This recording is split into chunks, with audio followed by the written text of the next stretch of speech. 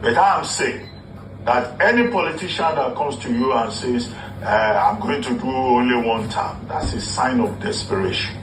It will not work. Just like all these gambits about serving food, carrying plates, and doing boy at parties that would be better organized by event organizers. It's also a sign of desperation. It doesn't work. It will never work. And then the second challenge, of course, is that you said the North will buy into this idea of one term. No, the North will not.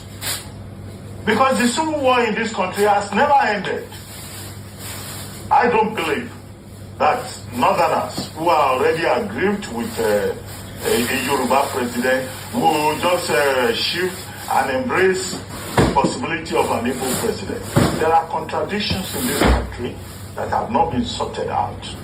We should lay the emphasis on competence, ability. If the Nigerian people are politically educated to a point where they can vote for a competent person, regardless of where it comes from, regardless of his religion, that's when this country will begin to move forward.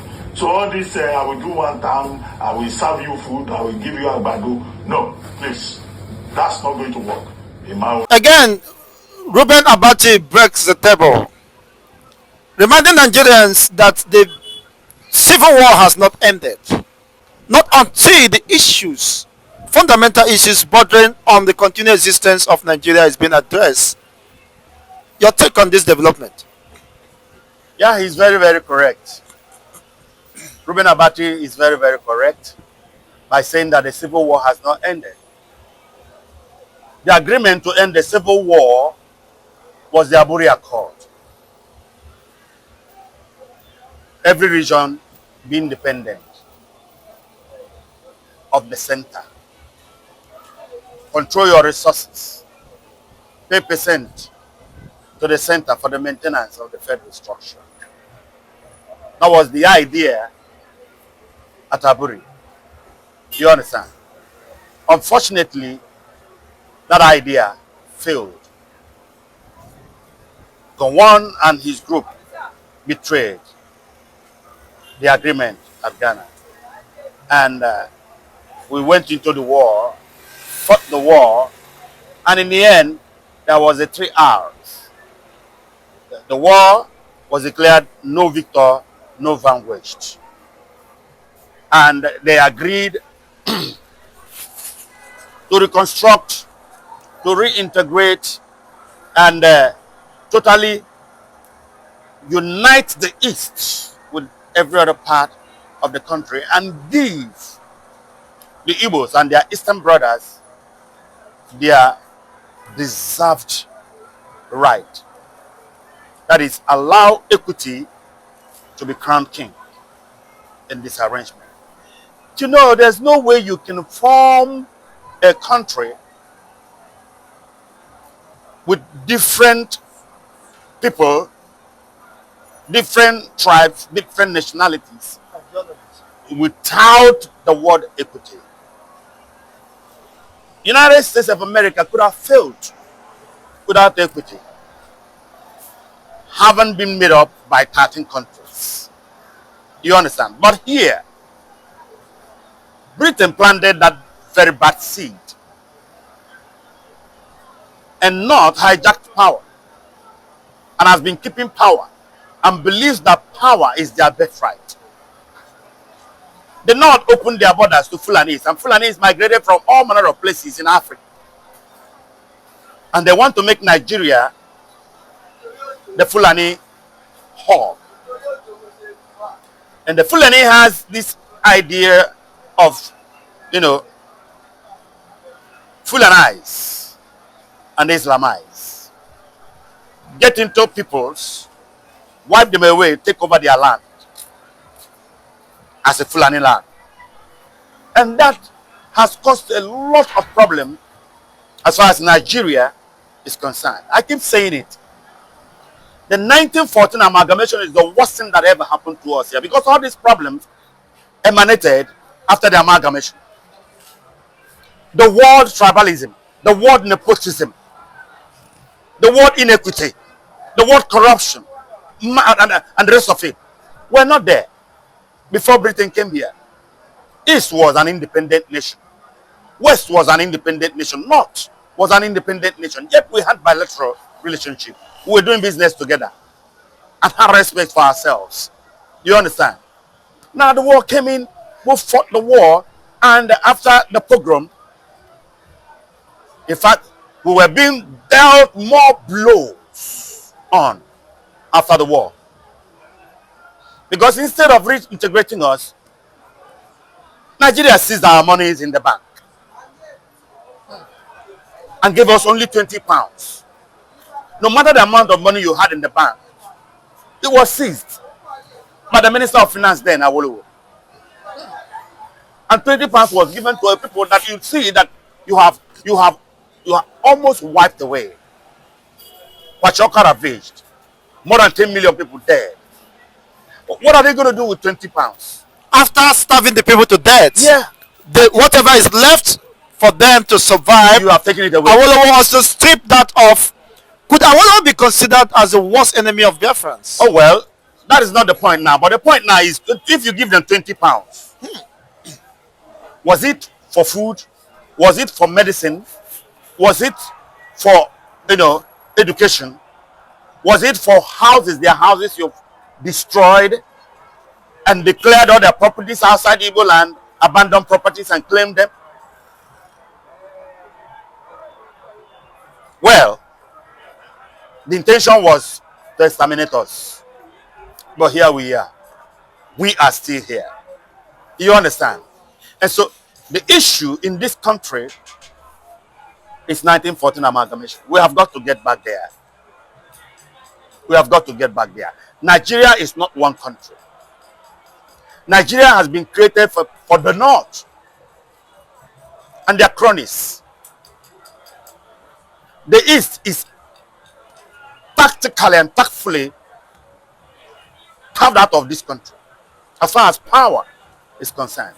So Peter Obi is being seen as a man from the defeated bloc because the Igbos has been defeated. Yet we are the ones developing everywhere, even their rural areas, just everywhere in this country. So they see Obi as a man from the defeated people. They don't care about quality in this country. If Nigeria cared about quality, Peter Obi would have been ruling Nigeria by now. Because none of these people who are parading themselves as presidential candidates and all of that have the quality that Peter Obi has. Tested and trusted. You see, so the war has not ended. And we have to find a way to end the war and go back to the Aburi Accord. If Nigeria, as it were, will continue to exist. And when that is done, then we look at other issues, like the political structure and the political system. That is it. Well, would that be a possibility of addressing the issues that led to the war while we are seeing that repeating? Could that be history about to repeat again? Because these issues have not been addressed, have been over decades neglected. Or there is no political will on the part of the executive or those in the helm of affairs to address that. They are just paying lip service to that. Everyone is comfortable. Everyone is happy the way the Igbo man is being treated. They know we have the juggler. They know we have the grace. They know we have the mental power. They know we have the spiritual power. They know we have the economic power, the commerce power to develop. So they are using us just the way Egypt was using Israel when Israel was slave in Egypt. Using Israel to work out their food. So in Nigeria, they are using us the same way, using Igbos to work out their food, using Igbos to develop. Even in power, when they need certain crucial ideas, they call on Igbo man to come and give them the idea. Igbo man gives them the idea, they push him aside. You understand? And I keep saying it, that Nigeria is not one. Nobody can beat the stand Awolowo had. Nobody can stand, they can beat the stand Nnamdi Azikiwe had. Nobody can beat the stand Tafawa Balewa had. They said that this amalgamation cannot work, that we are too different to be one. And that is the issue. And that is the issue. Political power is sweet. It gives you advantage over the economic power. And the North is happy doing that. And yet, the North is not doing it well. And Britain is there happy because they are using that weakness to access our wealth and use our wealth for the good of their people. So that is the problem, an internal problem. I keep saying it, Nigeria is suffering from leukemia. Nigeria is suffering from cancer of the bone marrow. And the bone marrow of this country is 1914 amalgamation. Well, we have got to get there to cure this leukemia. And until we do, I see no hope. And the cancer of the bone marrow is incurable, and it has gotten to its terminal stage. Oh well, if you try, we have had breakthroughs in the curing of leukemia. You understand? So our leukemia here can be cured if we do the right things. You understand? 1914 is the worst thing that happened to us. That is the worst thing that happened to us. We have got to get there and reshuffle or abolish and start afresh a system that is workable, a system that will give the East its independence, the West its independence, and the North its independence. That is the way it is. In a marriage, every party must be respected. So for you to bring us into this marriage, and every party has to be respected. Their rights have to be given to them. I keep saying it. The idea of going to every nook and cranny of this country and taking the resources away from the people and giving them peanuts to run their life is criminal. And that is the system the federal government of Nigeria runs. You go to the people who own the resources. Even before Britain came, even before Portuguese came in 1400 and left, Britain came and then stayed and amalgamated us together. These people own these resources. Now you form a country and then you taking their resources from them 100% and then you're giving them peanut and you think they won't complain and you think that is justice and you think that is equity and you think that is accountability. No, the system has got to be changed. That is pure criminality. Yes, that is pure robbing criminality. people of their rights, their inheritance. It's terrible. So this country cannot move forward with such a system. Cannot. So that is it. Now, seeing Peter Obi as a victim of the war, does that mean that Nigeria have not healed from the hostility that led to the war? Because you cannot, after 58 years, still living in that same hostility and sentiment. One would have thought, okay, they would have forgotten playing the victim, why they should have shown some level of resentment. The North has occupied power, the West has been within the corridor of power, and yet Nigeria is stuck in the wheel of motionless and despair. When will that desired change come? Change cannot happen unless we bring it about. It is we who have got to say enough is enough. Now we need the change. And we enforce the change. Until we do that, the change will not come. Because everything is not right here. Evidently, everything is not right here. How can Nigerians be hungry in the midst of massive wealth? Wealth that is enough for 10 countries to be comfortable. It is not acceptable. Something is wrong. I know you might have a different perspective regarding the position of Bashir El-Rufai, who said, not until some politicians are being paid, Nigeria will not move forward. Meaning not until they are being brushed away or killed, Nigeria will not move forward. Abacha said it. Was it Abacha? Or Idiagbon? Said all of them should be wiped away. For there to be a new birth. So that Nigeria can be built on the new birth, on the new group of people and leaders. Obasanjo just said it now. He said, That the problem with Nigeria is the elites, not the common man. Not the common man. The decision makers, those who have power with them, they are the problems. They are just the problems, and they know they are the problems. You see. So I believe that we are sitting on top of keg of gunpowder. There can be an explosion anytime. And if it happens, I don't know how many of us that will remain alive. That is the truth.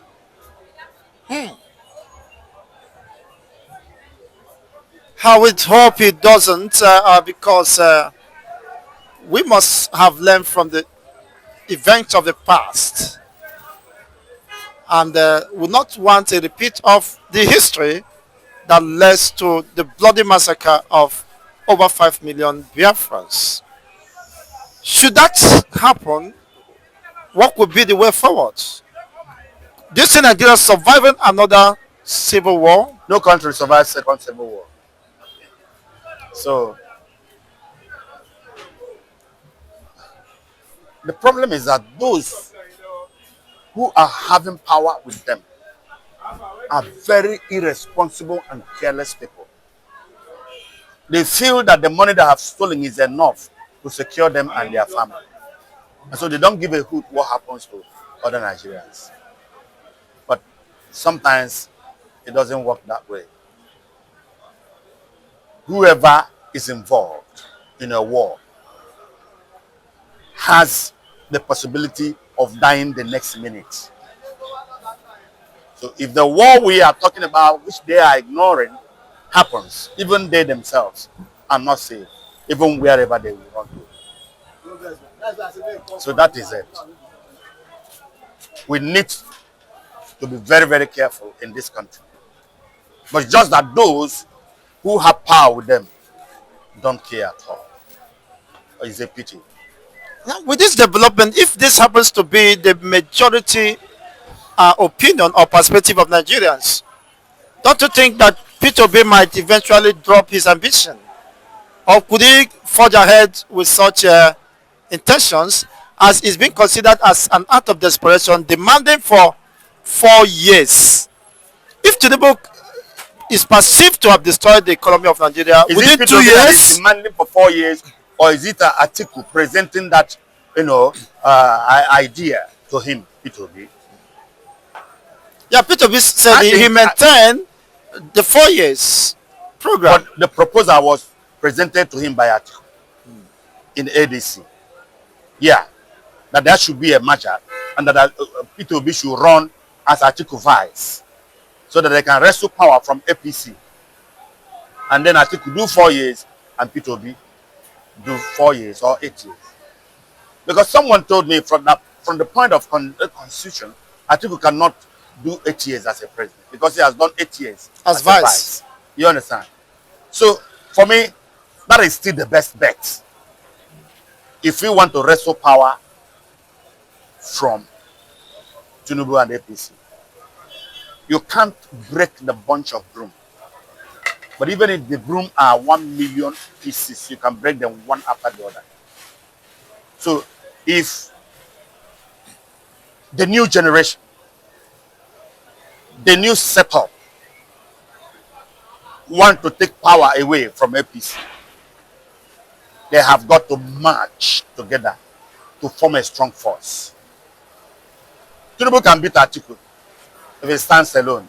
Tinubu can beat P2B if he stands alone. After all, P2B won the 2023 election, but it wasn't given to him. You understand? So, for me, what I take from what Abati said is that the war has not ended. Yeah. But for us to have a force that is capable of wresting power away from Tinubu and APC, I agree. I think that the best option is a merger between the star of the East and the star of the North. Obi is from the East, Atiku is from the North. If they come together, the force will be strong enough. But if everybody wants to just try and see what they can do, then APC will remain there in the end. That is just the truth. APC will remain there. Well,